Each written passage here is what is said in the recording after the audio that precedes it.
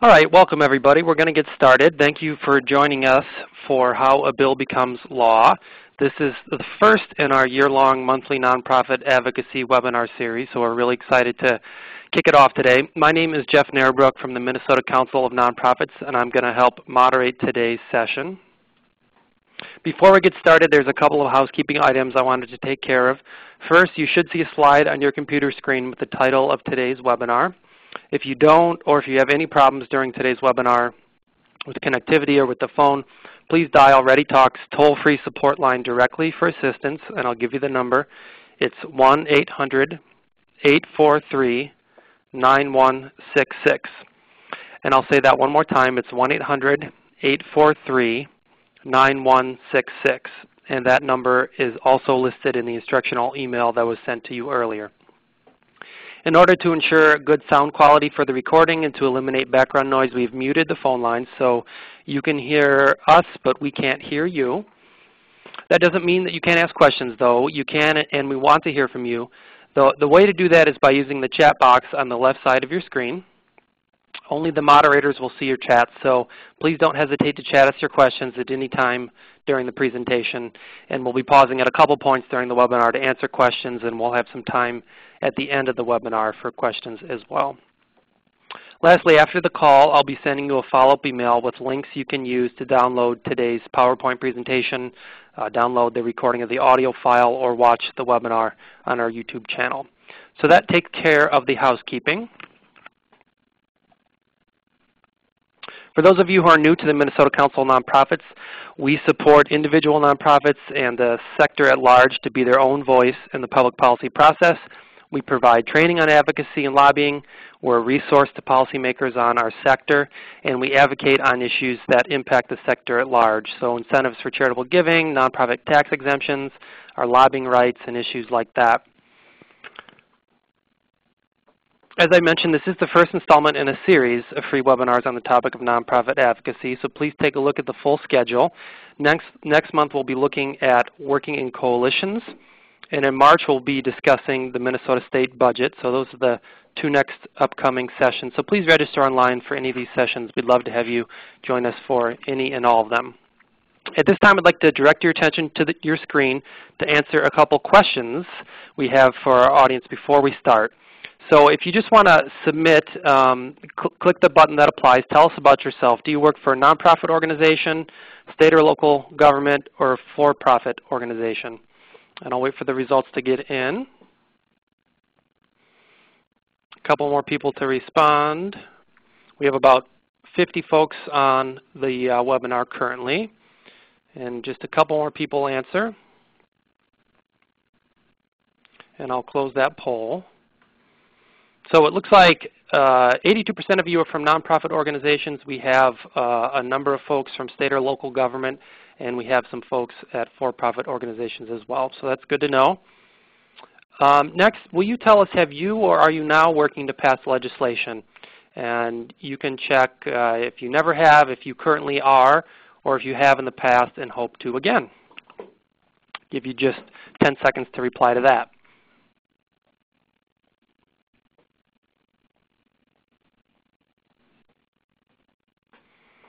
Okay, 3 more seconds to reply, and I'll skip to the results.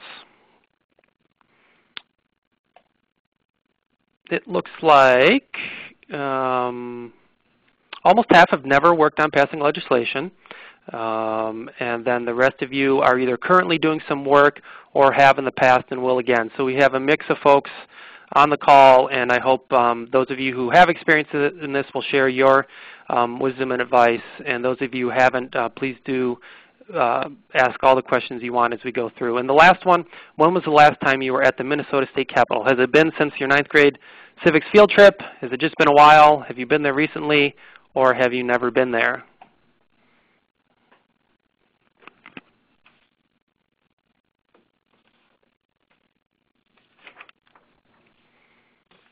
Okay, just 10 more seconds to respond. All right, most people have had a chance to reply. So we have most people who have been there recently, a couple people since 9th grade civics field trip. and about 10% who have never been there. Well, it's good to know just some background on our audience. Again, we have about 60 folks on the call now from a variety of organizations and contexts, and we're glad you're all with us. It's my pleasure now to introduce our featured speakers. We have two really experienced policy advocates joining us for today. Jeannie Fox has been MCN's Deputy Public Policy Director for the past 8 years. Prior to that, she had a career in human services, developing and overseeing various crisis residential services. Jeannie is also adjunct faculty at the University of Minnesota's Humphrey School of Public Affairs and is a training fellow for the Center for Lobbying in the Public Interest. Our other featured speaker is Sue Abderholden. She's currently the Executive Director of NAMI Minnesota and has held positions at Pacer Center, ARC of Minnesota, and in U.S. Senator Paul Wellstone's Minnesota office. She has over 30 years' experience in developing and advocating for change in public policies. I'm going to hand it over to you in a second, Jeannie. I'm just going to grab your phone line. You're actually on mute, so let me take you off here. Okay, Jeannie, are you there? I am here with Sue. Good morning, everyone. Okay, take it away. Great. I'd like to review here. Got a little delay on the slides. Here we go. Today's learning objectives for the next, what's left of the hour that we're going to spend together.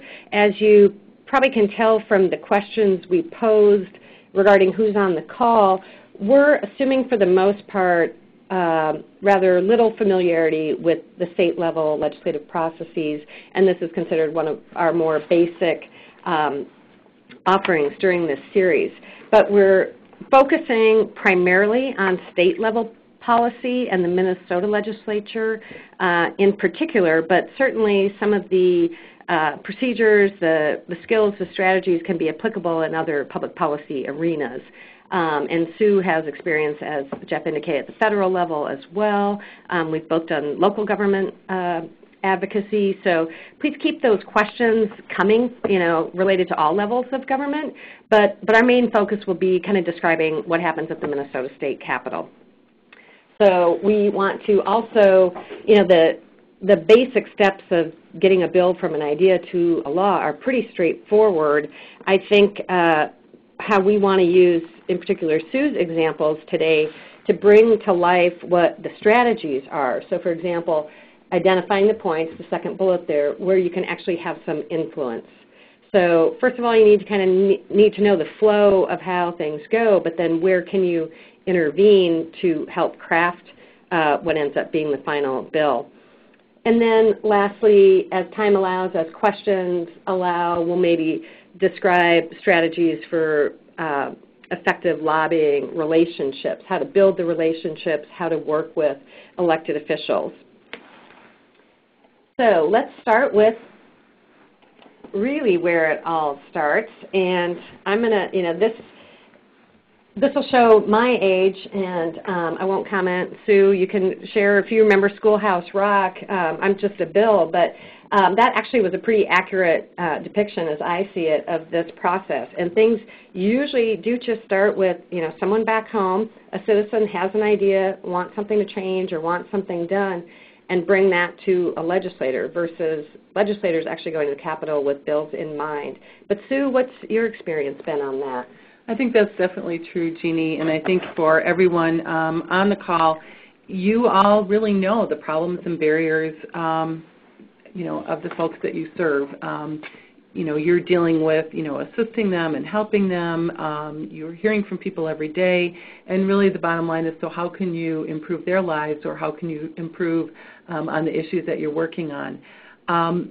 Jeannie's right in terms of legislators not having the ideas. It's really people like you and me that have them. Just to give you a couple of examples, several years ago we heard from many parents who have children with mental illnesses. And they said, no one in the school likes my kids, not the teachers, not the other kids, certainly not the assistant principal whom they see all the time. And as we looked into it further, we realized that teachers actually don't have much training on mental illnesses. And so we passed the first law in the country that requires teachers to have continuing education on the early warning signs of mental illness in children. And so what that did was actually give teachers information about mental illnesses, understand these weren't willful behaviors, and we've really seen some positive changes from that. But it all came from those parents who said, no one understands my kid. Another issue is that we heard from families about the use of seclusion restraints in the schools. A child locked in a closet for 8 hours during the day, a child who threw a pencil and then was put in a seclusion room in a locked room. And on that one, it really was about, which we'll talk about later, but bringing people together. But the idea of making sure that we had restrictions on how they're used and things like that, came from that. And then one final example I'll share is adult foster care settings, which many people refer to as group homes. And when you say something like a group home, you're assuming that there are standards in place and that people have training and all of those kinds of things. But what we found for people who live with a serious mental illness and were in these corporate foster homes, that many of them, actually the staff had no training on mental illness, did not know how to deal with a mental health crisis at all. And so, again, we passed a bill that requires facilities, it's actually voluntary, but if they want to get this little certificate that says, yes, we have trained staff on mental illnesses, we know what to do in a crisis, and we have crisis plans, they'll get a certificate that says, yes, they can work with people with mental illness.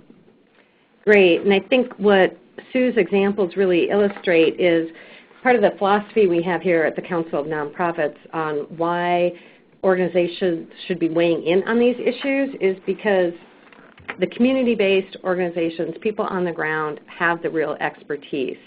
Legislators, by definition, have to be generalists because they're going to be making decisions, taking votes on all areas of the state budget, which are immense: transportation, education, healthcare, human services, et cetera. And so it's really incumbent upon us and part of meeting mission to bring that expertise to that arena.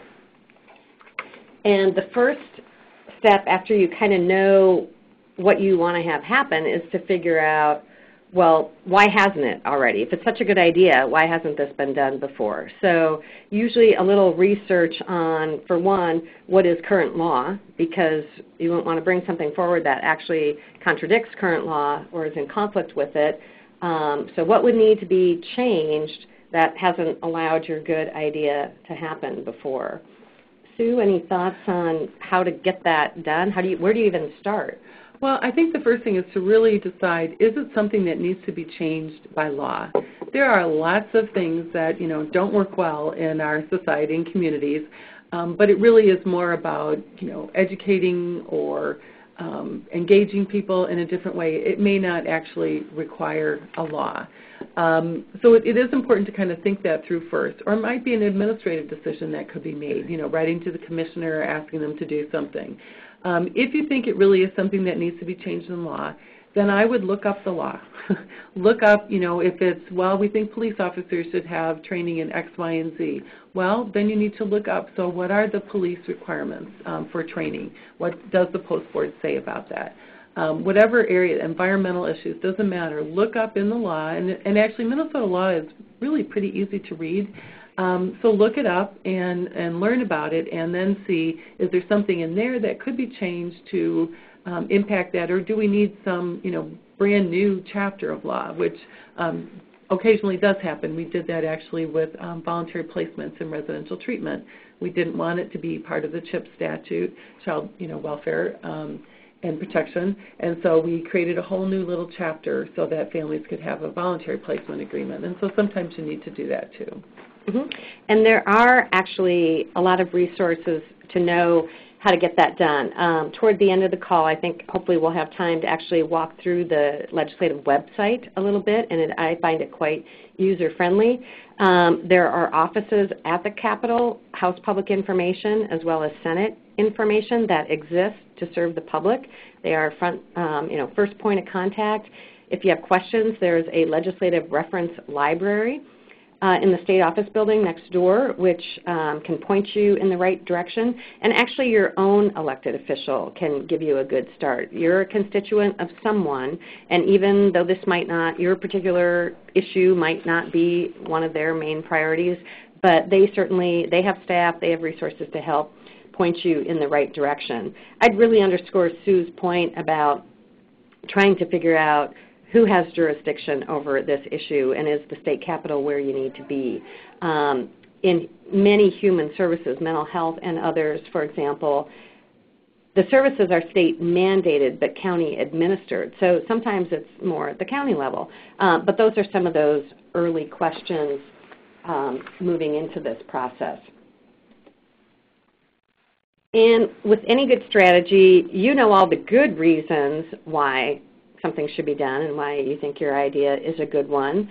But if you think about many issues we hear about in the newspaper, in Congress, at the state capitol, it's your own, family dining room table probably. There are many sides to a story usually, at least two, if not more. And part of the research needs to be who cares.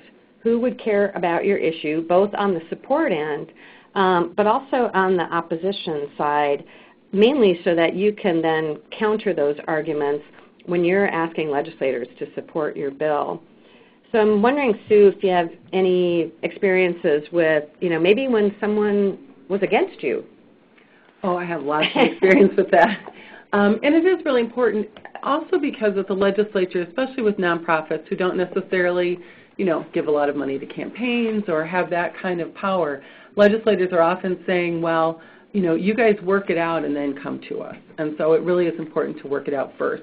When we were working on the seclusion and restraint law in the schools, we knew that, the School Board Association, the schools, that they would have some objection to what we were putting forth. And so we actually worked for 2 years to try to create a community consensus about what the law should be governing seclusion restraints. And we did come in with a bill that some people chose not to support or oppose, which frankly is kind of a win. But we really tried to work out the compromises before we got the bill to committee. And I would really encourage you to do that wherever you can.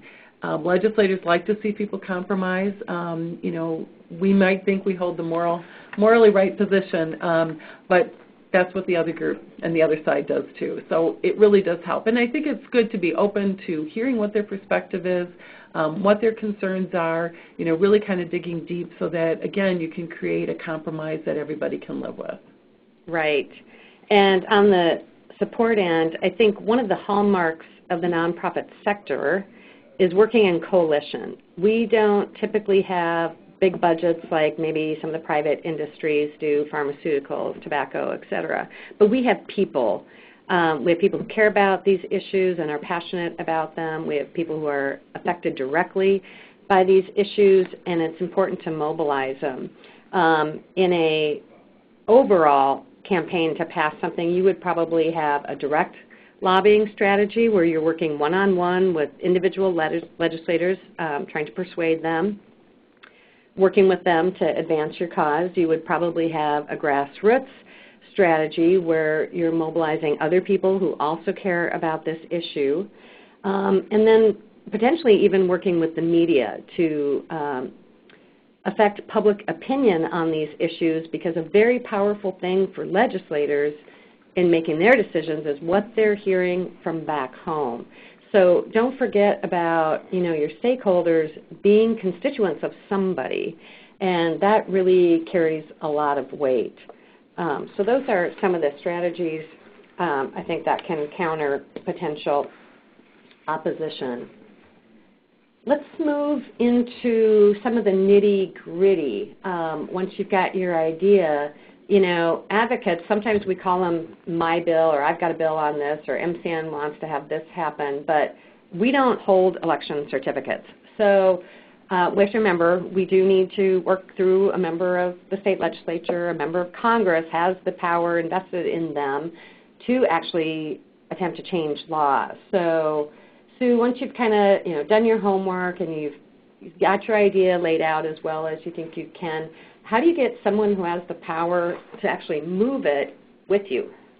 Well, one thing to consider first is what committee do they serve on. If your bill has to go through, for example, Human Services, then you're going to want to find someone who actually serves on that committee because, frankly, then you already have one vote, which is helpful. And then they know the other members of the committee. It's important to understand that there are thousands of bills introduced every year.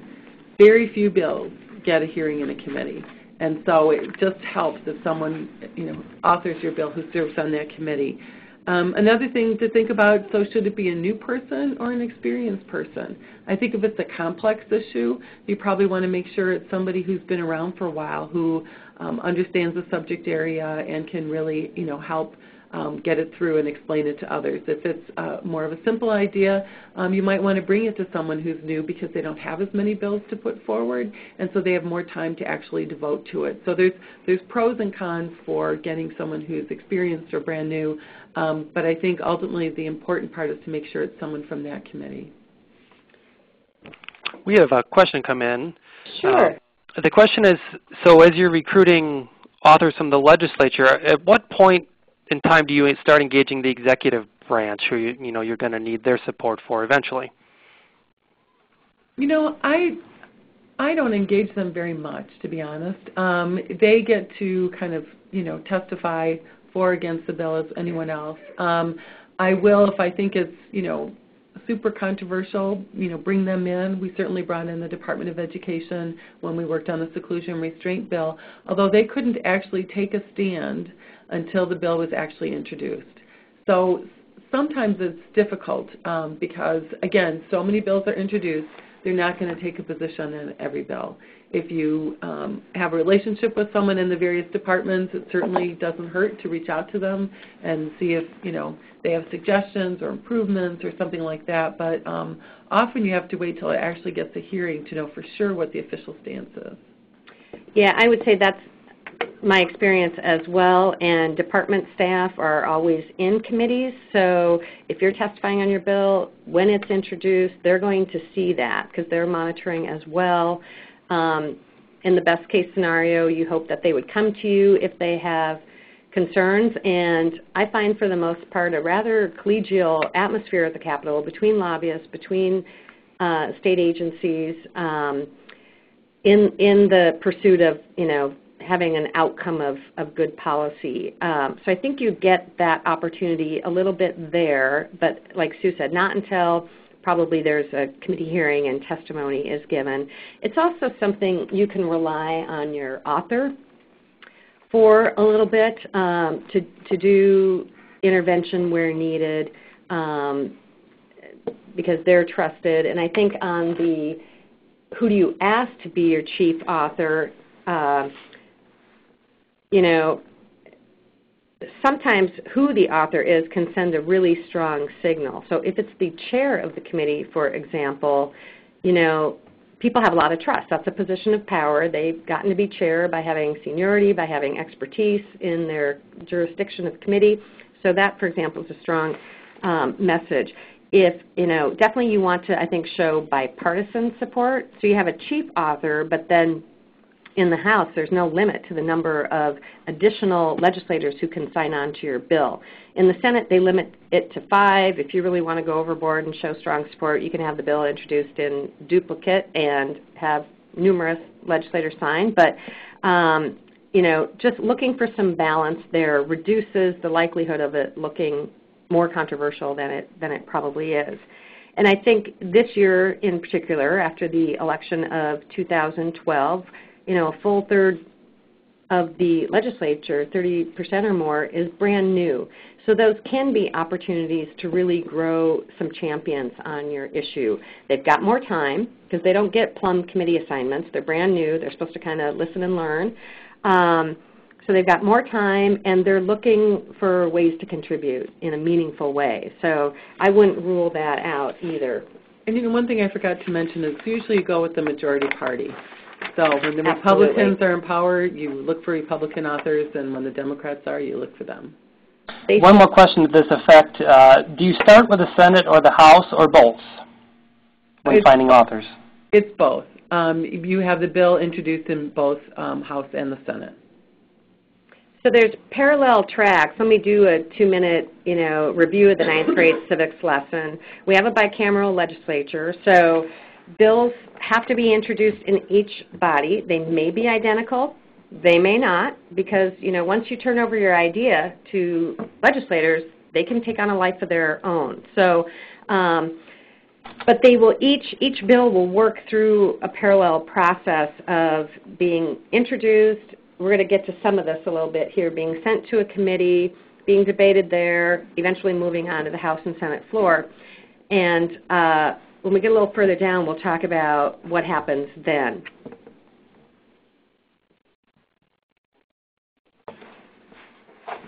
So I'm waiting for the slide to advance here. Here, I'll use a different button. That works a little better.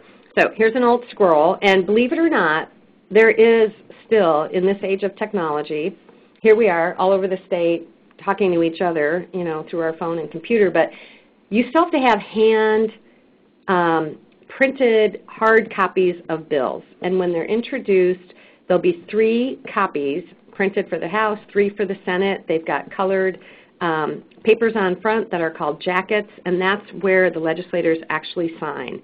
Because even in this age where everything is online, those signatures are the official record, really. So lobbyists and legislators working on bills will actually literally physically walk them around the Capitol getting signatures on them. So that hasn't been replaced. Now, as you can imagine, they have to be in a form that kind of fits with how statute is written, how chapters are written, but you don't have to be a lawyer in order to do this. But Sue, how do you translate, you've got your good idea, how do you get it into a form, or who gets it into a form that can be taken seriously at that level? You can do it one of 2 ways. One way is to actually just try to write it yourself. Minnesota law is, it's pretty easy. It reads normally. It's not, kind of weird like the U.S. code or anything like that. So if you're looking at a part of the statute that you want to change, you can just write up how you think it should change. And usually you underline it for adding language, and you cross it out for language that you want to eliminate. And then what you would do is give it to, have your author okay it so that you can actually bring it up to the research staff so that they can look it over, and then they send it to the revisor's office. If you're not sure how to do it that way, then you would actually kind of, as clearly as you can, outline the concept of what you want to do, and then the author will bring it to the research staff, who will then bring it to the revisor's office.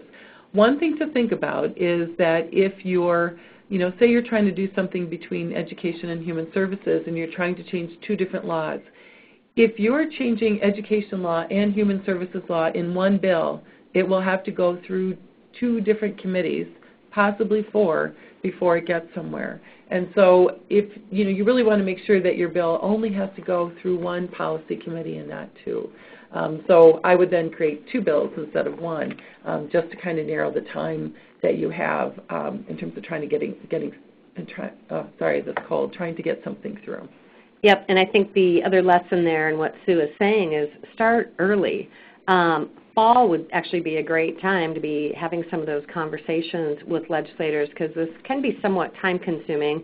It's certainly possible to show up, January 8th, first day of session, and get things rolling then. But where possible, the more you can do the background work ahead of time, the more you can have some of those conversations and be kind of ready to go, because the pace of a legislative session picks up very quickly, especially in a budget year. In Minnesota, the state budget is always debated and voted upon during the odd-numbered years. So that's happening right now. In 2013, their main item of business is to set the state budget for the next 2-year biennium. I've already talked a little bit about the next item here, getting signatures. Sue, anything to add on showing support for your bill? Well, I think, again, trying to get as many committee members, the committee that the bill will have to go through, getting them to sign on. Again, you're getting a few more votes if you're having a chance to educate them right then and there about the bill and the concept. And, again, making sure that you have bipartisan support is really important. And, the legislature is still a very hierarchical system, right, very archaic, power matters. If you can get members of the leadership to sign on to your bill, so this is now a step above committees, right? But who's the Speaker of the House? Who are the minority leaders? Again, those are just strong signals that might allay a lot of concerns from individual legislators. Where possible, if you can do that, that can really beef it up. So once you've got enough signatures that you think demonstrates strong support that this bill should be taken seriously, you have to kind of kick it into the system here. And that's colloquially known at the Capitol as getting it in the hopper. And if you're at the Capitol and you go to the 4th floor of the State Office building, which is right next door, but maybe I should mention for those who haven't been there for a while, we talk, in general terms about being at the Capitol and things happening in the Capitol, but only the majority party of the Senate actually have their offices there. So right now that's the Senate Democrats have offices in the state capitol. So if you're going to go visit with a Democratic senator, that's where you'd want to go. And there are certain committee meetings that are held there in some of the beautiful rooms at the Capitol. Everything else happens next door in the state office building. So the entire House of Representatives is housed there, as well as the minority party of the Senate, so that's the Republicans. So chances are you probably end up spending more time in the state office building than you do in the actual Capitol. Now the full House and Senate, when they meet as a group in the chambers, are of course in the state Capitol, and we'll talk about floor process in a minute. But if you go to the 4th floor where the Speaker of the House, and remember that's a very powerful position, considered second only to that of the governor. So it's good to have them on your side if possible. But in the suite of offices there, behind one of the staff members' desks is actually a wire basket with a sign above it that says, quote, the hopper. So Sue, what is that for, that basket? Well, that basket then is emptied out about, I think it's a day before, a Monday and a Thursday, and then the bills are actually formally introduced and given a number. And the number is just in the order in which they come. So that gives you an idea of how many bills are actually introduced every session. And in the Senate, it's over in the Senate Information Office, and again, they have a wire basket, although they don't have the cute sign above it. But that's what you do, and all 3 copies are then submitted. Usually what happens when they come back down from the revisor's office, they're in a big brown envelope, and you've got 3 yellow jackets basically and 3 green for the House and the Senate, and then 2 copies of the bill. And so you would give the copy of the bill to your representative or your Senate author, and then often they like it if you'll shop it around to get all the co-authors on, and if you'll just go ahead and put it in the hopper for them. Usually they appreciate you taking care of that.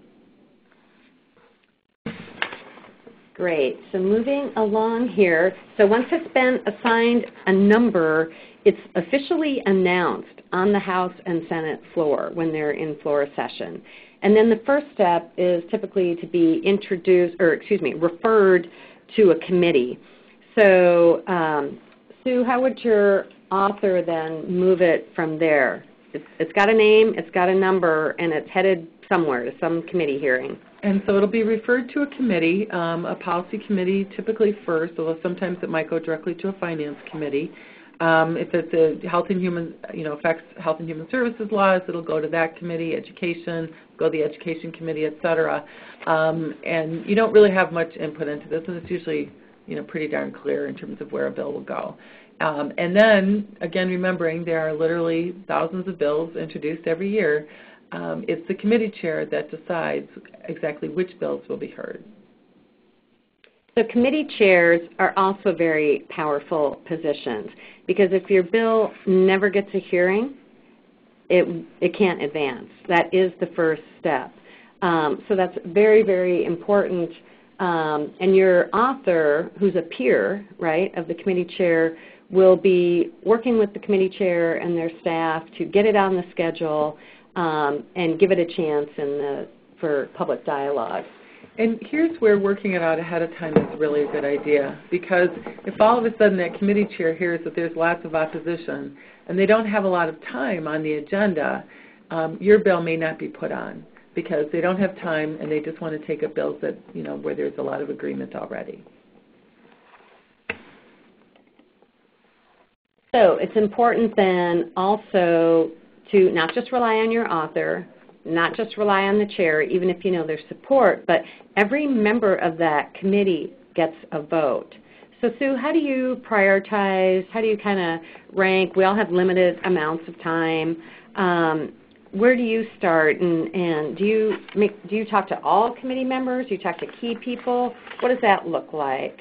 We actually try to talk to most of them, and not necessarily making appointments in their office, because it's really hard to do that, particularly with a chair.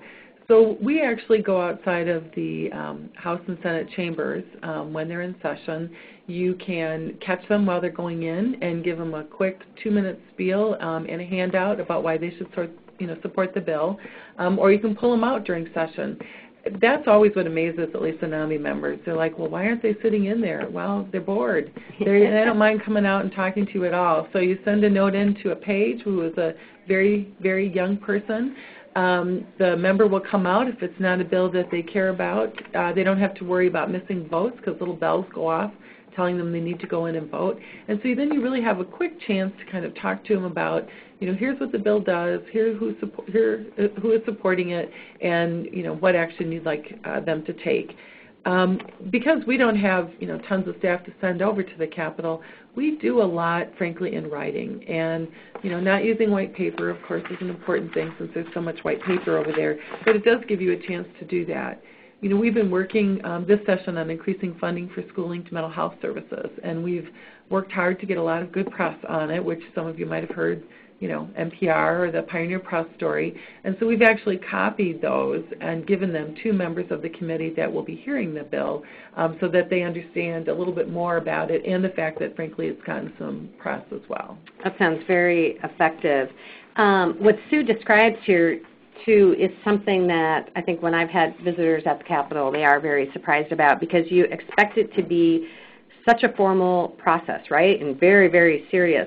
But with committees, with floor sessions, it is very, very common that people are walking in and out. As Sue mentioned, there are pages both outside the House and Senate chambers as well as in every committee meeting. And you can send them a note. You give it to the page. You don't, in a committee hearing, you wouldn't walk up to the table and give it to a legislator directly. But the page will, during the committee, while they're talking, take it over to the legislator. You watch. You look for eye contact if they know you. And they may just kind of nod their head like, meet me out in the hallway. And that's really where a lot of work gets done, is sometimes a rather short conversation. You've got your data. You've got to have your talking points down. We call it the elevator speech, right? You may have your fancy one-page fact sheet or 30-page report, but you need to be able to explain the key points in about 30 seconds. One good lobbying technique can be sometimes, with so many people housed in the state office building, if they've got to get over to the Capitol for a floor session, they're walking through the tunnel or they're walking across the street, and that gives you about 2 minutes, actually, to make your case if you say, can I walk with you to committee, or can I walk over with you to the Capitol? So again, like Sue said, early in the session, you can maybe get a 15-minute schedule on their calendar, but as the pace picks up and things get busier, more bills have been introduced, and we're talking about probably in the excess of 4,000 bills in a 2-year cycle. Catching them kind of on the fly, that's very common. It's expected. You'll see people milling outside the House and Senate chambers for that purpose. And don't forget to get your grassroots going. As soon as you know there's going to be a committee hearing, you want to make sure that folks who in your organization or community really care about a particular issue, you want to get them to start writing and calling their legislators, explaining why they support the bill. Well, let's talk about that, Sue. You've gotten word from your legislator or noticed on the schedule that your bill is going to be heard in a certain committee. You've got the expertise. How do you get a chance to speak to that committee yourself as a citizen, as a lobbyist, et cetera? Well, especially when it's your bill, the author's probably going to want you to write up some talking points for him or her so they kind of know what to say when they get up there. And you need to talk to the committee administrator to make sure that you get on the agenda as well to testify for the bill. in Minnesota, they don't necessarily like, 12 people or 15 people to testify in a particular bill, especially if there's no opposition. They want 1 or 2 people max. I think it's important wherever you can to bring someone in who has been personally impacted by the issue, because they always like to hear from real people. And what we do is we make sure that that real person writes it out. You don't have 20 minutes to talk. You basically have 2 minutes, and you want to make sure that every word counts. And I don't care what they say. You have someone who has never testified before. They come before the committee. They get very nervous. They lose their train of thought, or they start rattling on and on and on and missing the point. So work with them to really create, a good 1 page of testimony, no more than that, that they include all the points that really go to, the idea behind your bill. And then you, too, need to kind of lay it out in maybe a more technical way, or bringing people's stories to life. But, again, you have a very, very short period of time. And if you use up a lot of time, you're going to have people not so anxious to hear one of your bills in the future. So it really is important to pay attention to that time. Do you recommend bringing printed copies of the testimony and handing them out to the committee at that time? I often don't, Okay. just because, and sometimes they say, well, they're reading it, but if the words are really good, it doesn't matter. And you don't want them reading it while the person is saying it. I might bring in some fact sheets or some charts or something like that. On the school-linked mental health, we brought some charts in that showed that suspensions went down and people completing treatment plans went up and things like that. But I wouldn't actually hand out exactly what we were going to say. And again, this, I think, shows one of the powers of the nonprofit sector is that we can bring a real face to these issues. Particularly in a budget year like 2013, legislators are going to see spreadsheet after spreadsheet after spreadsheet of numbers. And it can be easy to forget, or possible to forget, that these are real lives and that there's a real human impact, there's a real human cost to the decisions being made.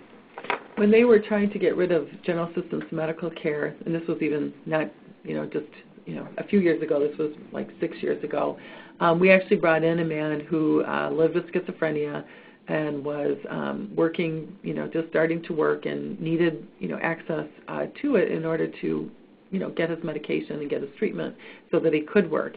And he testified, and he just shared his story, and you could have heard a pin drop in the room. So very powerful. Very compelling powerful stories can move people. And I would just also say that it's a good idea if you sit with the person.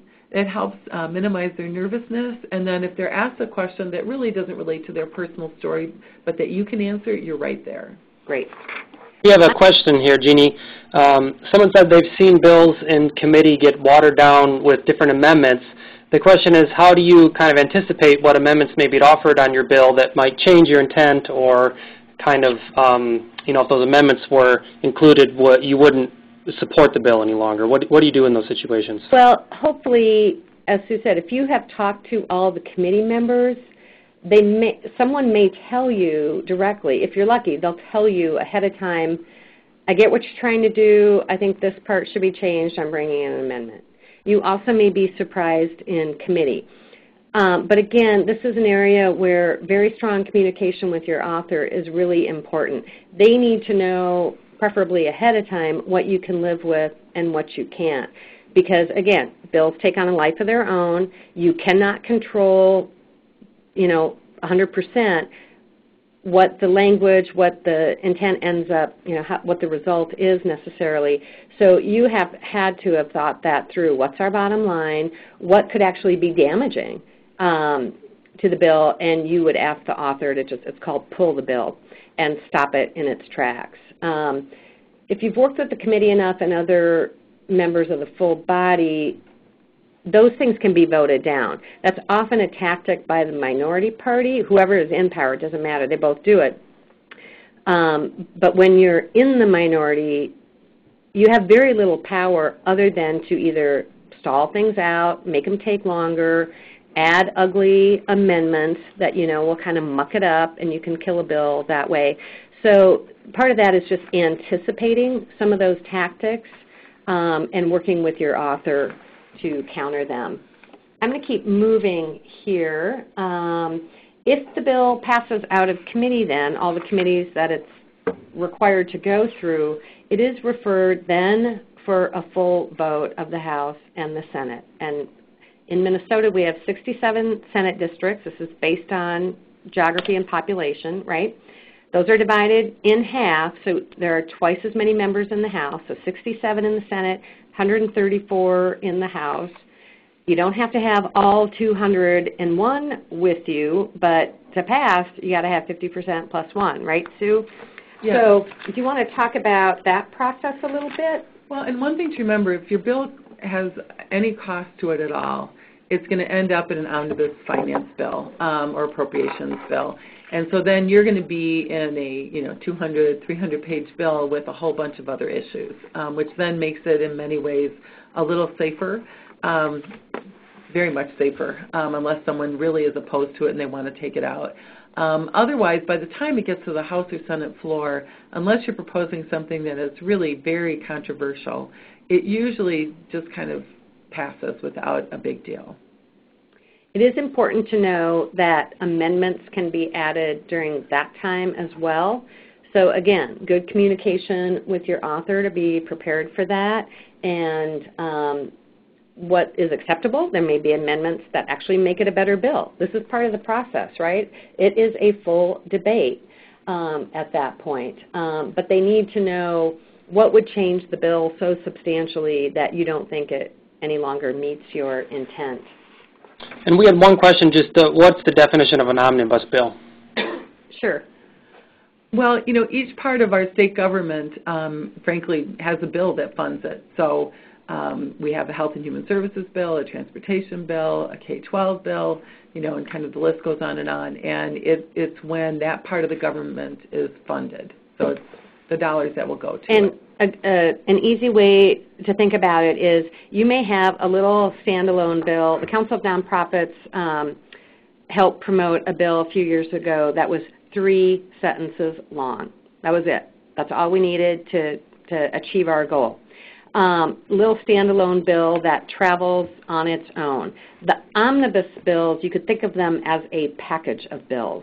So Health and Human Services, for example, if you take all the bills that relate to that area and they lump them all into one big bill. For another day, we could talk about the strategies of when is it better to go alone, when is it better to be in a large bill like that. But again, sometimes you don't really have a choice if there's any money attached to it. So our schooling mental health bill, while it's starting out as its own little bill, will end up in the hopefully end up in the Health and Human Services omnibus bill.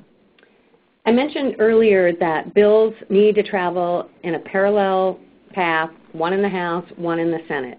If they're passed through each body in identical form, it would go straight to the governor. If they're different, for example, the 3-sentence bill I mentioned, it was 3 sentences in the House. When it passed the Senate body, it had 4 sentences.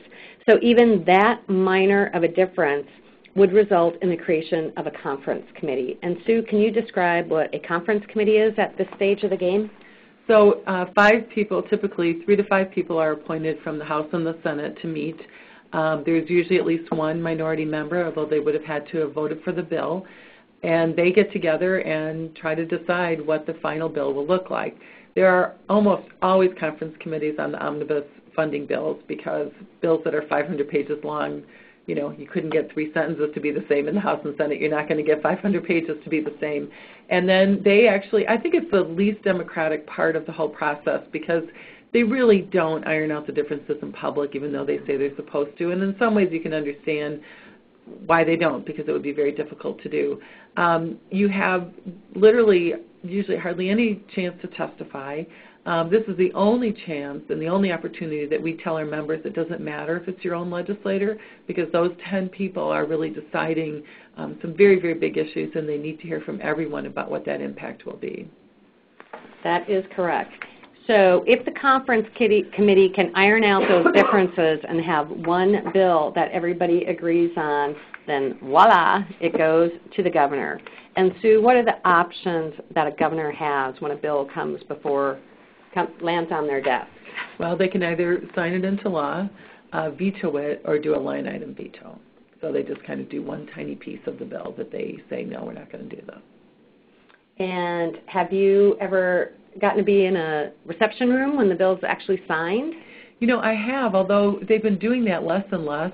Earlier in my career, they did it all the time, and I have a ton of black and white photos with me and, you know, Governor Perpich and all sorts of things. But they seem to do it less, and I think we also see more omnibus bills now than perhaps we did back then, which is another reason why we see those problems. You know, once this process is all done, one thing I just want to mention is that, and while it might seem old and quaint, thank you notes are a wonderful way to really reinforce kind of your relationship with that legislator. But we send thank you notes not only to the author of our bill and all the co-authors, but we also often send them to people who spoke up in favor of the bill. And I think all of you can remember the last time you ever got a, you know, handwritten thank you note. So legislators don't get many of those. And so I'd really encourage you to send a thank you note when a legislator has done a good thing on behalf of your cause. I couldn't agree more. Contrary to, you know, public opinion sometimes, a legislator's job is rather thankless. They're not paid well, despite what you might hear or think or read in the paper. They have a very low salary. It's supplemented by per diem payments for food or lodging for those who don't live in St. Paul or Minneapolis. But they get a lot of criticism and not a lot of thanks. So it's a basic etiquette item that can really go a long way, and I can tell you it is remembered. Nonprofits are allowed to give awards, too, to legislators that have been champions on their issue. And I think it's important to recognize that effort when they've made it. We have just a few minutes left, so we want to leave you with some resources that may be of assistance to you. I'm going to start at the bottom. Center for Lobbying in the Public Interest is located out in Washington, D.C., as is Alliance for Justice. But those are good places to check if you have concerns about, you know, well, what does the IRS say about this? And we're a tax-exempt organization. Don't we have some restrictions? Can we even lobby? We didn't cover this. Short version, if you get nothing else out of today, know that nonprofits absolutely can lobby and should.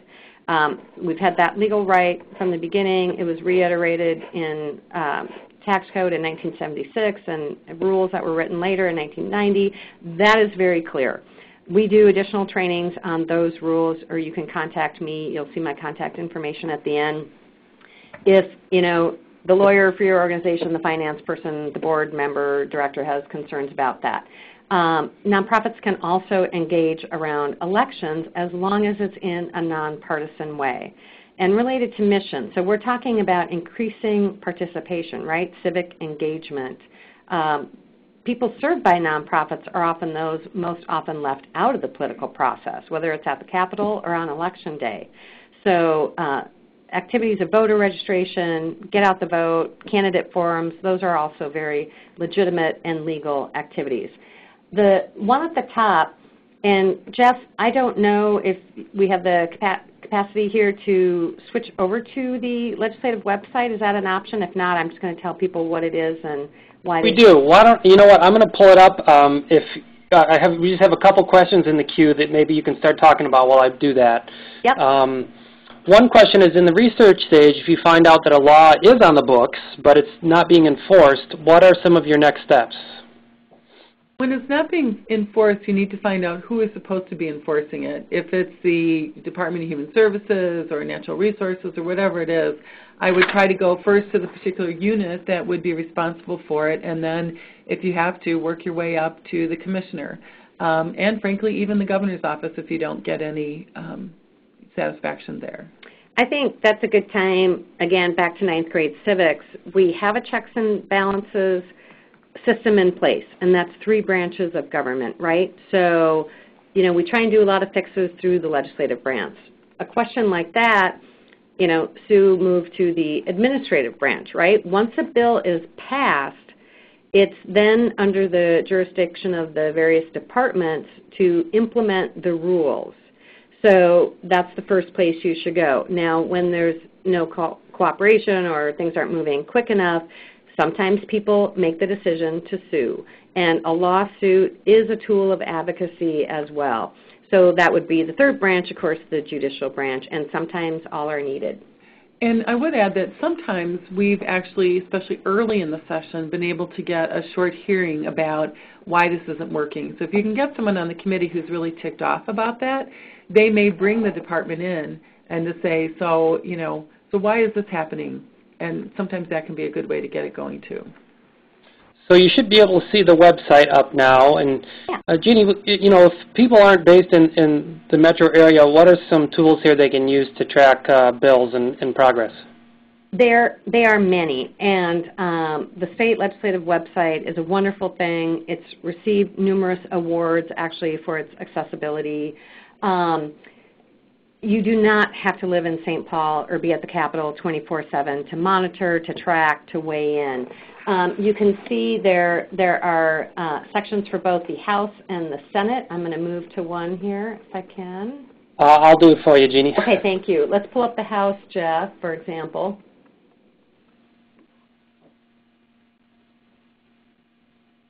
You see the House up? I'm not. Oh, okay. Let me just describe. There you go. So you see there, and if you can just kind of scroll down, Jeff, there are links to all these different areas that we've been talking about. You can look at schedules. You can look at who's on committees. It will tell you who the committee administrator is. You can research current statute, past bills. It's all there. And you can even sign up to get the committee notices so you know exactly when a bill is coming up or whether the schedule has changed.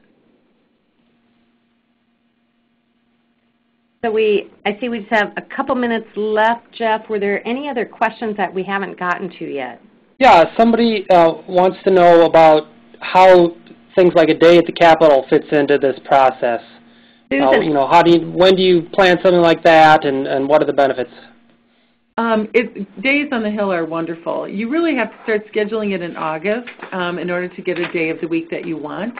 And you go to the Sergeant-at-Arms and you try to find a date for the rotunda in particular, and you can bring people in. The nice thing is that you can bring your members or people who are interested in the issue in. You can educate them about the issues that are going on that session. You have a presence in the Capitol that day. Make sure that they stop by their own legislators' offices to leave a note or try to visit them. But I think it's a wonderful way to get folks interested in particular issues. Well, that's about all we have. I want to thank Jeannie Fox and Sue Abderholden again for sharing their expertise. We have their contact information up on the screen, and I'm sure they would love to hear additional questions. And speaking from MCN, we are here to help you in this process. If you have any questions about the steps of advocacy, the steps of lobbying, that's what we're here for, is to help you work through that. So we'd love to hear from you at any point in this process. I want to remind you again about upcoming webinars. We have on February 27th, Working in Coalitions, and then on the March webinar, Understanding the Minnesota State Budget. So we've really enjoyed having you with us. Do fill out the survey that will pop up on your screen afterward to let us know how things went and if you have additional questions. Thanks and good luck in all your advocacy. Hope to see you at a next webinar. Have a great day.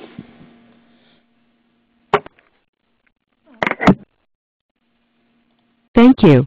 Please stand by.